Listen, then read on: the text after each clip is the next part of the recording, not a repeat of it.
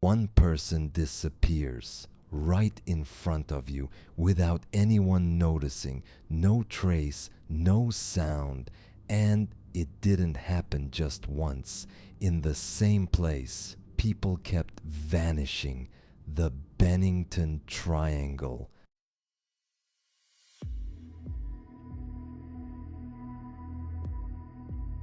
Vermont, United States. On the surface, it seems quiet and peaceful. Small towns stretch across the region where people know each other and time feels like it moves slowly. But at the center of it all, there is a place that feels different. Glastonbury Mountain. For a long time, this mountain held a strange meaning for the people who lived nearby. Native tribes avoided this area, not out of simple fear, but because they believed something was wrong with it. To them, it was a place where people were not meant to stay. There were many unsettling details. The wind didn't follow a clear direction, and the forest made it easy to lose your way. Some even said that once you entered, your sense of direction would slowly fade. People began to say this was a place where someone could be lost. At first, it sounded like nothing more than a story, an old legend, an exaggeration. But as time passed, those stories began to feel less like fiction and more like reality. And then, one event made that change undeniable. November 1945, a man vanished on this mountain. His name was Mitty Rivers, a 74-year-old hunter. He had spent most of his life in this region, and no one knew the terrain better than he did. That day, he was guiding a group of hunters along a familiar trail. He walked slightly ahead of the others, as he always did. There was no reason to be concerned. For him, this place was home. But for just a moment, he passed behind a line of trees and disappeared from view. That moment was the last time he was ever seen. The group reacted immediately. They followed the path, only seconds behind him. But when they reached the spot, he was gone. There was nowhere to hide and no place to run. The search began right away. Hundreds of people, locals, volunteers, and search teams combed through the forest. The area was searched thoroughly. Days passed, but nothing changed. And in the end, only one thing was found: a single rifle cartridge near a stream. Nothing else. No footprints, not even a trail. He was gone without leaving anything behind. December 1949. This time, the setting was completely different. James Tedford, a retired soldier, he had just visited his family and boarded a bus to return home. The journey was ordinary. There were only a few passengers and nothing seemed unusual. The bus moved quietly through the night. Inside, everything felt calm. Some passengers were asleep while others stared out the window. Tedford sat in his seat, head slightly lowered, motionless. Several people noticed him. They remembered clearly that he was there. The bus continued on its route, approaching its final stop. As it slowed down, passengers began to stand one by one. But his seat was empty. His belongings were still there. A timetable lay open on the seat. No one had seen him move, and no one saw him get off. Inside a moving bus, he vanished. It made no sense. A closed space with only a limited number of people. And yet, a man disappeared without anyone noticing.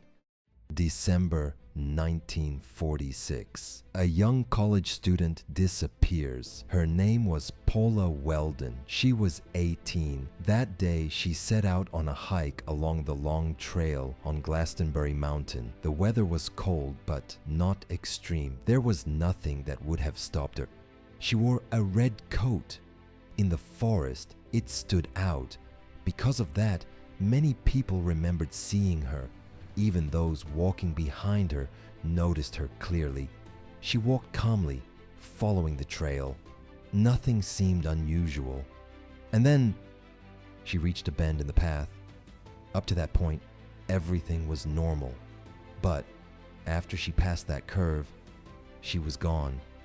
When the person behind her reached the same spot, there was no one there.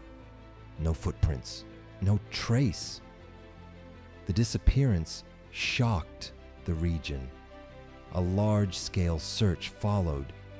Teams combed through the area and resources were poured in. But the result was the same.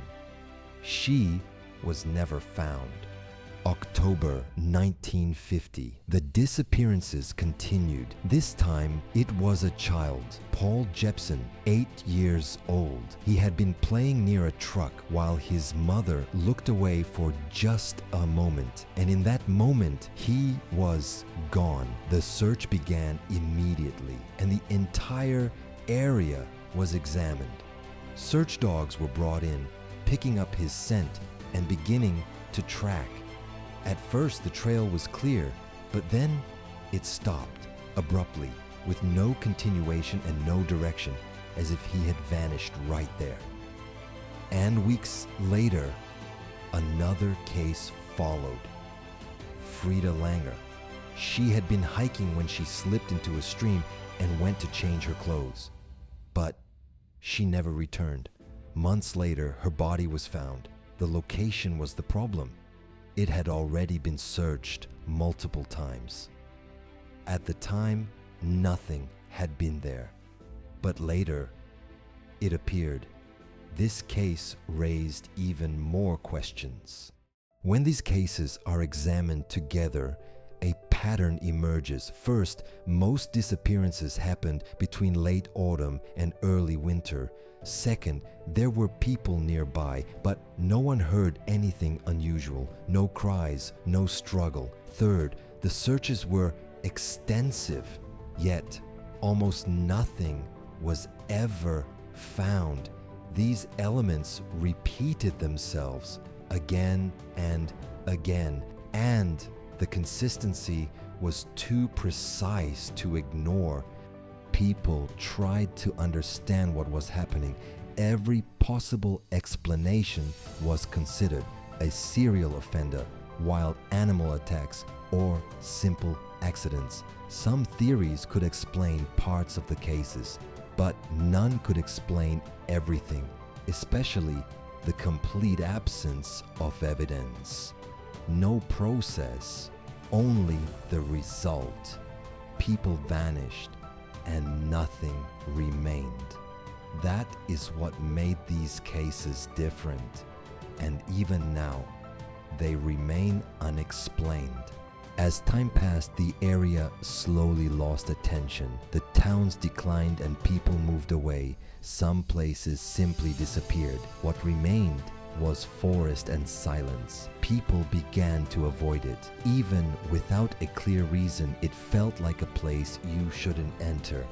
And eventually it was given a name, the Bennington Triangle, a place defined by absence, unexplained events, and a forest that remains unchanged, like a moment frozen in time.